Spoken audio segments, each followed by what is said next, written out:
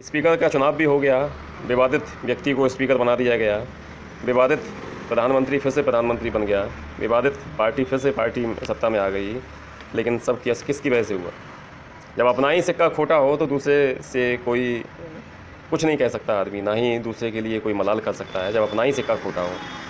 इस समय भारत की राजनीति के कुछ ऐसे खलनायक हैं, यदि जो चाहते तो इस चीज़ को रोक सकते थे। मैंने कल के वीडियो में भी यही कहा था कि जो नेता है वो बहुत कमीना होता है, यानी ऐसे कह सकते हो कि जो कमीना होता है, बहुत ज़्यादा कमीना होता है, वही नेता बनता है भारत के। जो चाहे संसद हो, चाहे लोकसभा हो, विधानसभा हो, विधान परिषद हो, कुछ भी हो, तो भारत में ऐसा ही चलन है।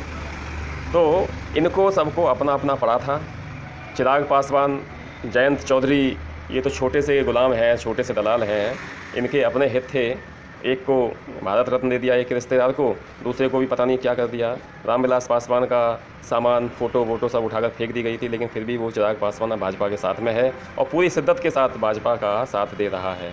इसी तरह से जयंत चौधरी, अब ये तो छोटे प्लेयर हैं, 4-4 और 2-2 4-4 सीटें हैं इनके पास में, लेकिन बड़े जो खलनायक हैं वो हैं चंद्रबाबू नायडू 16 और नीतीश कुमार 12, यानी कि 28 सीटें। इनके बल पर सरकार बनी हुई है, इनके बल पर ही वही विवादित व्यक्ति फिर से स्पीकर बना दिया गया। अगर ये लोग चाहते, ये फ़ोन कर देते, ये अगर कुछ अड़ंगा लगाते कि अपना नहीं, इनको केवल अपने राज्यों की पड़ी थी, राज्य में मतलब ये वहीं रहना चाहते हैं, वहीं तक सीमित रहना चाहते हैं, उससे आगे इनको बढ़ना नहीं है। इनको मंत्रालय भी घटिया किस्म के दे दिए गए, जहाँ पर जिनका होना ना होना बराबर है, या ऐसा कह सकते हो जहाँ पे कोई कमाई नहीं है, ऐसे मंत्रालय दे दिए गए इनको। उसके बाद भी कुछ ना कहा। उसके बाद इनको अपने राज्यों का कुछ पैकेज मिल गया या क्या डील हो गई, वो डील के सहारे ये बिल्कुल शांत हो गए। अगर ये चाहते तो एटलीस्ट कह भी देते कि नहीं, उस व्यक्ति को नहीं बनाए, किसी और व्यक्ति को बनाए। उन्होंने कहा कि हमने तुम्हें वो दे दिया जो तुमने मांगा, अब हमें वो करने दो जो हम चाहते हैं। बस ये डील हुई इनके बीच में। इतिहास इनको सबसे बड़ा खलनायक के तौर पे जानेगा और मानेगा। बहुजन समाज के लोगों को सतर्क रहना चाहिए ऐसे लोगों से जो इस तरह की वार्तालाप करते हैं, इस तरह का जो उनको पागल बनाते हैं, बेवकूफ़ बनाते हैं। इस बार बिहार में चुनाव होने दीजिए। बिहार में चुनाव अभी चंद्रबाबू नायडू के यहाँ तो अभी हाल में चुनाव हुए हैं, इसलिए उसने पैकेज मांगा है। उससे पैकेज से क्या होगा, अरबों खरबों रुपया इनको मिल जाएगा, इनकी अपनी जेबों में चला जाएगा। उसके बाद वहाँ राजधानी जो बन रही है अमरावती, उस अमरावती राजधानी में इंफ्रास्ट्रक्चर वगैरह बन जाएगा, बाकी सब इनका काम बन जाएगा। It's enough for them.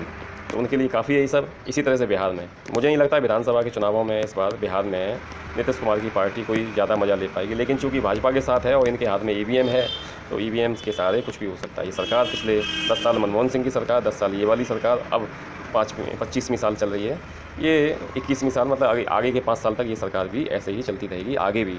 अब हमें लड़ाई लड़नी है बहुजन समाज के लोगों को। अगर वाकई में चाहते हैं कि लोकतंत्र आए तो ईवीएम के खिलाफ बात करनी पड़ेगी, हर व्यक्ति को करनी पड़ेगी, और मीडिया के बहकावे में नहीं आना पड़ेगा। आप मीडिया के बहकावे में आ जाते हैं, अपने नेताओं को गाली देने लगते हैं, और मीडिया जो परसेप्शंस बना देती है उस परसेप्शन के हिसाब से आप चलने लगते हो, उसके हिसाब से डायरेक्ट होने लगते हो।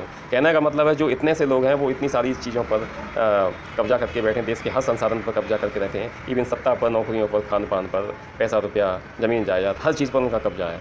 इस चीज़ के बारे में बात करनी होगी। अब समय है, चुप चुप के बैठने का समय नहीं है। अब आप खड़े होइए, जागिए, अपने उस बिल में से, उस पागलपन के जो सोच है, उस काल्पनिक जो देवी देवता आडंबर इस चक्कर में पड़े हुए हैं, इन सब चक्करों से बाहर निकलिए, वास्तविक रूप से सोचिए। खासकर बहुजन समाज के लोगों से ही कहना चाहता हूँ, SC ST OBC लोगों से कहना चाहता हूँ कि इस सब चक्करों से बाहर निकलिए, और बाहर निकलने के बाद आप थोड़ा सा सोचिए कि क्या चल रहा है, क्या सही है। नीट की परीक्षा जिस प्रधानमंत्री के कहने से जिस मीडिया ने बोला कि पापा ने बात रुकवा दी, युद्ध रुकवा दिया, यूक्रेन और रूस के बीच में युद्ध रुक गया, लेकिन उसकी वो प्रधानमंत्री मणिपुर में जो इतना आतंक मचाया जा रहा है वो आतंक नहीं रोक पा रहा है। इसके अलावा वो जो नीट की परीक्षा, नेट की परीक्षा, इससे पहले भी जितनी परीक्षाएं हुई हैं सभी में मतलब पेपर लीक हो रहे हैं और जाने क्या क्या हो रहा है। एक्चुअली में कहने का तरीका ये है, इसी को ये लोग नहीं रोक पा रहे, लेकिन असल में बात क्या है? असल में बात ये है, किसी को नौकरी नहीं देनी है, किसी को शिक्षा नहीं देनी है, खासकर बहुजन समाज के लोगों को। सवर्ण जो है 14.5% है, उसमें से ब्राह्मण बनिया ठाकुर हैं, इनकी व्यवस्थाएं बन जाएगी। बनियों के पास पैसा है, रोजगार है, सब कुछ है, वो नौकरी करना ज़्यादा पसंद नहीं करते हैं। ब्राह्मण है सबसे ज़्यादा नौकरियों में है, 60-70% नौकरियों में है वो, और बाकी बाकी इसके अलावा उसके पास और धंधे रोज़गार हैं, और सबसे बड़ा धंधा जो धर्म का धंधा है वो उसके पास में है। इसके अलावा ठाकुर लोग हैं, ठाकुरों को वामसिक वगैरह कहते हैं कि मूल निवासी हैं, कैसे निवासी हैं, अब क्या है क्या नहीं मुझे नहीं पता, लेकिन उनके पास भी सारी व्यवस्थाएँ, ज़मीन जायदाद है, रुपया पैसा है। उनको अगर नौकरी ना मिले तो चलेगा, कोई बात नहीं है, उनको कुछ और नहीं करना है। व्यापार भी उनके पास कर रहे हैं लोग, नौकरी चाकरी भी उनके पास में है थोड़ी बहुत। इसके अलावा धंधे रोजगार उनके पास है, खेती बाड़ी, ज़मीन जायदाद, जागीरदारी उनके पास में है, तो उनकी व्यवस्थाएं चल जाएंगी। अब व्यवस्थाएं किन की नहीं चलेंगी? व्यवस्थाएं नहीं चलेंगी SC ST OBC की। OBC भी फिर भी ठीक ठाक है, लेकिन OBC में भी 3746 जातियाँ हैं, उनमें से ज़्यादा 200-300 जातियाँ हैं जिनके पास पैसा है, बाकी जातियाँ सारी पिछड़ी हुई हैं। वो पिछड़ी हुई जातियाँ जो हैं उनकी स्थिति SC समाज के बराबरी है। तो ये, लेकिन उनकी सोच बहुत ऊँचे लेवल की है। वो सोचते हैं कि भले ही उसके खुद के घर में खाने को ना हो, लेकिन SC समाज का व्यक्ति अगर कार चला रहा है, उसके पास थोड़ा उससे ज़्यादा पैसा है, लेकिन वो उसको उससे नीचा समझेगा। इस समय ये बैरियर जो है हम सबको आगे नहीं बढ़ने दे रहा, हम सबको एक नहीं होने दे रहा है। बहुजन समाज के लोगों को, SC ST OBC के लोगों को एक नहीं होने दे रहा है। इस बैरियर को समाप्त करना है। इस बैरियर को जब समाप्त करोगे, कैसे समाप्त करोगे? सबसे पहले तो जातियाँ खत्म करो, रोटी बेटी का संबंध बनाओ एक दूसरे के, और जब ऐसा कर लोगे, तू ऊंचा है, मैं नीचा हूँ, मैं नीचा हूँ, मैं ऊंचा हूँ, वो नीचा है, वो उससे भी नीचा है, वो उससे भी नीचा है, वो ऐसा है वैसा है, जब तक आप इस पागलपन से दूर नहीं निकलोगे, जब तक धार्मिक पाखंड से, धार्मिक आडंबर से दूर नहीं निकलोगे, तब तक कुछ भी होने की संभावना नहीं है। आप मत समझिए कि आपका इस देश की सत्ता पर कब्जा होगा, आपका इस देश के संसाधन पर कब्जा होगा, या आपका किसी और चीज़ पर कब्जा होगा। नौकरियाँ सरकार ने 10 साल में नौकरियाँ बहुत सारी ख़त्म कर दी। उन्होंने कहा था जब 2 अप्रैल को वो जो आंदोलन किया था SC समाज के लोगों ने बहुत भयंकर रूप से, बिना किसी नेतागिरी के, तो उस वक्त इन्होंने कहा था कि ठीक है, हम ये सब नहीं करेंगे, हम आरक्षण को कोई हाथ नहीं लगाएंगे। लेकिन आरक्षण खत्म करने का दूसरा तरीका भी है। आरक्षण लागू कहाँ है? आरक्षण केवल 2% सरकारी नौकरियाँ थी, उनमें आरक्षण था 2%, लेकिन अब जो लगता है मुझे 2% की बजाय 1% सरकारी नौकरियाँ बची। आरक्षण को खत्म नहीं किया, लेकिन आपको आरक्षण दिया भी नहीं जाएगा। आज जितनी नौकरियाँ आ रही हैं उनमें देखो आरक्षण का कितना पालन किया जा रहा है। 50% ओपन कैटेगरी है, उसमें सारा सवर्ण आता है। उसके अलावा OBC का जो आरक्षण है उसमें भी कम से कम 10% हिस्सा तो उनको EWS के नाम पर काट के दे दिया गया है। बाकी जो बचा है उसमें से भी कम से कम 10 से 15% हिस्सा वो लोग सवर्ण लोग ले जाते हैं। तो बचा क्या आपके पास में? आप बताइए क्या पास है? अभी भी आप नहीं चेतेंगे तो आगे चेतने लायक जगह नहीं बचेगी, ना ही आप चेतने लायक स्थिति में रहोगे। ये समय है, इस समय का उपयोग कर लीजिए। आपको पता चल गया है, पिछले 10 सालों में आपने सत्ता का सिस्टम देख लिया। इस वक्त अब आगे आने वाले समय में आपको पागल नहीं बनना है। मीडिया का जो परसेप्शन है, मीडिया जो परसेप्शन बनाती है, उस पर नहीं चलना है। आपको ये नहीं सोचना है कि कांग्रेस नहीं तो भाजपा, भाजपा नहीं तो कांग्रेस, भाजपा से दुखी हो जाए तो कांग्रेस को ले आओ, कांग्रेस से दुखी हो जाए तो भाजपा को ले आओ। नहीं, ये दोनों मनुवादी हैं। इन दोनों के अलावा तीसरा विकल्प चाहिए। तीसरा विकल्प कौन हो सकता है? SC ST OBC जो इस देश के मूल निवासी हैं और इस देश के असली शासक हैं, और एक से एक बढ़कर, एक से एक अच्छे नेता हमारे समाज में हैं, और एक नहीं है तो नेता बनाया जा सकता है। आपके हाथ में वोटों की पावर है। आप अच्छे लोगों को लाइए, चुन के लाइए, उनको देखिए, उनको संसद में भेजिए, विधानसभाओं में भेजिए, तब होगा कायाकल्प। जो आपकी बात करने वाला हो, ऐसे लोगों को लेकर आइए। हमारे लोगों के पास पैसा नहीं है। बहुत सारे अच्छे लोग हैं जो करना चाहते हैं, जो देश की सेवा करना चाहते हैं, समाज की सेवा करना चाहते हैं, लेकिन उनके पास पैसा नहीं है। क्योंकि आज एक विधानसभा का चुनाव लड़ने के लिए 2-3 करोड़ रुपया, कम से कम 4-5 करोड़ रुपया तो होना चाहिए। लोकसभा का चुनाव लड़ने के लिए 5 से 10 करोड़ रुपया, और हो सकता है कहीं और ज़्यादा भी हो चाहिए। हमारे लोगों में कितने लोगों के पास इतना पैसा होता है? किसी के पास नहीं होता, बहुत कम लोग हैं। ज़्यादा से ज़्यादा 1-2-3% लोगों के पास होगा, उनमें से 99% लोगों के पास इतना पैसा होता है।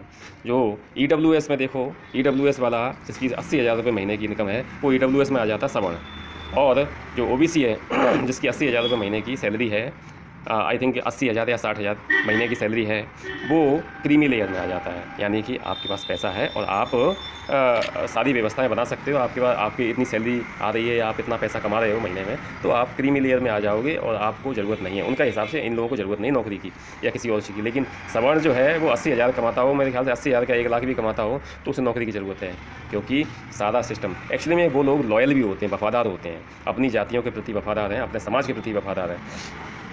पंडितों में देख लीजिए, दुबे चौबे छब्बे कोई भी होगा, वो आपको दीक्षित को, शर्मा को, है ना, किसी को भी, कोई भी ब्राह्मण हो, किसी भी गोत्र का हो, है ब्राह्मण, तो उसको मानेगा, सपोर्ट करेगा, उसकी हेल्प करेगा, मदद करेगा। हमारे लोगों में चमार भंगी की नहीं करता, भंगी काची की नहीं करता, काची किसी और की नहीं करता। ये सब एक दूसरे में सिर चिढ़ते रहते हैं।